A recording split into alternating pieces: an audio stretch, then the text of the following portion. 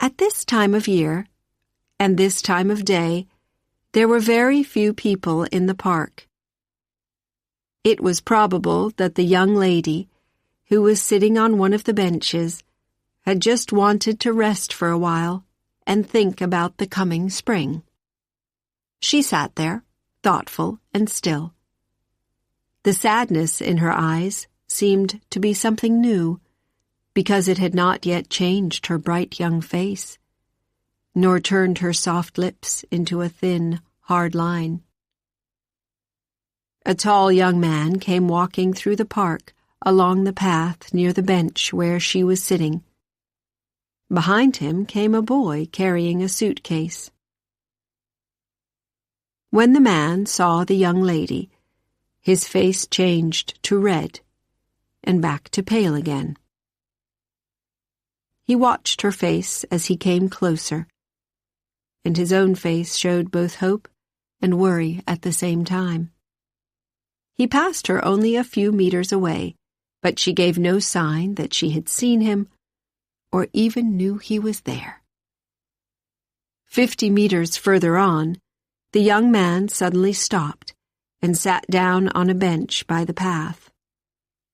The boy dropped the suitcase and stared at him with wondering eyes.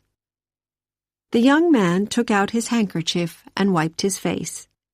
It was a good handkerchief, a good face, and the young man was good to look at. He said to the boy, "I want you to take a message to that young lady on that bench. Tell her I am on my way to the station to leave for San Francisco. From there I shall travel north to the wild places of Alaska. Tell her that, as she has ordered me neither to speak nor to write to her. I am taking this chance to appeal to her one last time. Tell her that she has been unkind and unjust to someone who has done no wrong, and she has given him no reasons and no explanations. Tell her that I do not believe her to be an unjust person.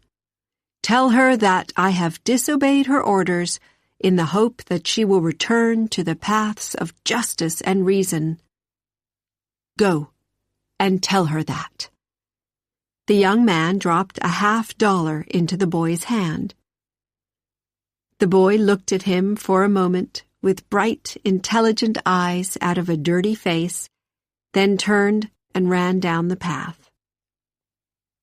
As he came closer to the lady on the bench, he studied her carefully. The lady looked back at him coolly. "Lady," the boy said, "that guy on the other bench sent yer a song and dance by me. If yer don't know the guy, and he's trying to do some funny business, say the word, and I'll call a cop in 3 minutes. If yer does know him, and he's all right, then I'll give yer the song and dance that he gave me." The young lady showed a little, just a little interest. "A song and dance," she said in a very sweet voice that seemed to suggest something not at all sweet. "A new idea. A kind of traveling singer, I suppose. I used to know the gentleman who sent you, so it will not be necessary to call the police. Please begin your song and dance, but do not sing too loudly. It is not really the time or the place for that kind of thing." "Aw, come on, lady," said the boy. "You know what I mean. It ain't a song and dance, really. It's a lot of hot air. He told me to tell you he's got his shirts in that case and he's moving on to Frisco. Then he's going on up to Alaska. He says you told him not to send round no more love notes nor stand around looking over the garden gate. He says you threw him out like last year's hat and never gave him no chance to argue. He says you told him to go and never said why." The interest in the young lady's eyes did not go away. Perhaps her interest was in the cleverness of the future Alaskan traveler, who had found a way to get round her orders. She fixed her eyes on an untidy-looking tree in the park and spoke to the messenger. Tell the gentleman that he knows very well what my ideals are. He knows what they have been, and he knows what they still are. In this matter, the two most important ideals are that a person should be true and loyal. Tell him that I have studied my own heart, and I know that it can be weak as well as strong. That is why I do not wish to listen to his arguments or to hear any words from him at all. I am not unjust, and have never been unjust. But if he really wants to hear what he already knows, you may tell him this. Tell him I entered the garden room that evening from the door at the back to cut a flower for my mother. Tell him I saw him and Miss Ashburton beneath the pink oleander bush. It was a pretty picture indeed. But the juxtaposition told the whole story without the need for a single word.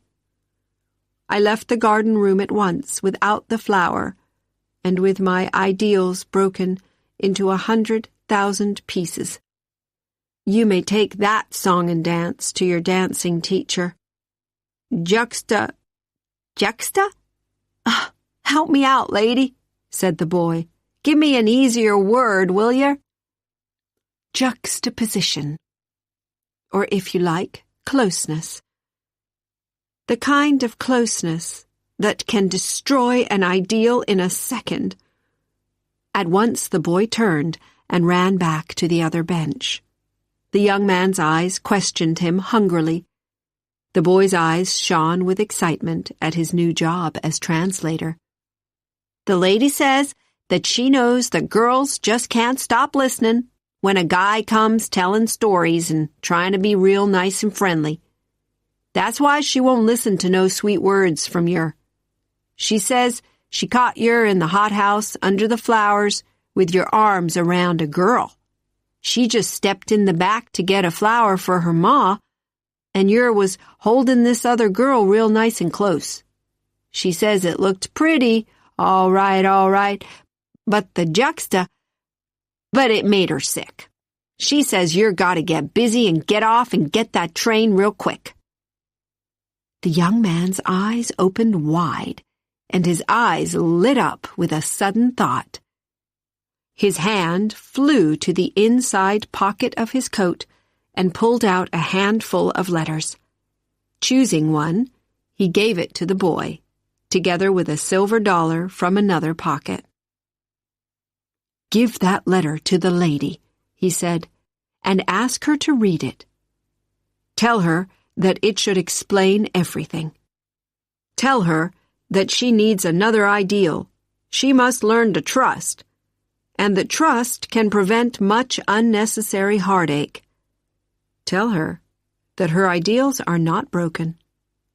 Tell her that the true and loyal person is still true and loyal, and has not changed in any way. Tell her I am waiting for an answer. The messenger stood before the lady again. The guy says there's been bad things said about him, and it ain't right. It ain't just. He says he ain't a bad guy. And lady, you read that letter, and you're going to see that he's all right. All right. The young lady took the letter. She seemed unsure about it, but she opened it and read it. Dear Dr. Arnold, I want to thank you for the very kind help that you gave to my daughter last Friday evening when she became suddenly ill with her old heart trouble in the garden room at Mrs. Waldron's party. It was so lucky that you were near enough to catch her as she fell and were able to give her a doctor's care at once. We are sure that you saved her life. I would be happy if you would visit us soon as her doctor. Gratefully yours, Robert Ashburton. The young lady closed the letter and gave it back to the boy. The guy wants an answer, said the messenger. What's the word, lady? The lady's eyes were suddenly very bright and smiling, Tell that guy on the other bench," she said with a happy, shaky little laugh, "that his girl wants him."